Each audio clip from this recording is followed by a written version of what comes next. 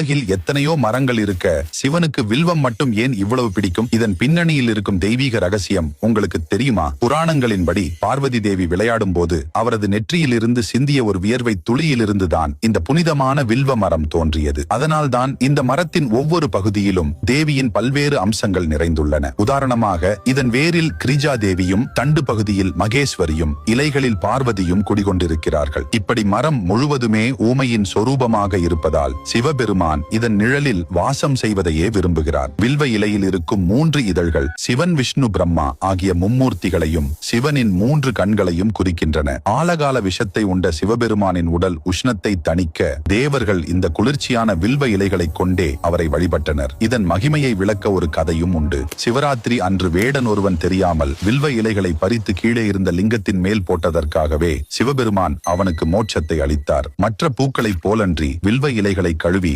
மீண்டும் பூஜைக்கு பயன்படுத்தலாம் என்பது இதன் தனிச்சிறப்பு. திங்கட்கிழமைகளில் சிவனுக்கு வில்வம் சாற்றி வழிபட்டால் உங்கள் வேண்டுதல்கள் அனைத்தும் நிறைவேறும்.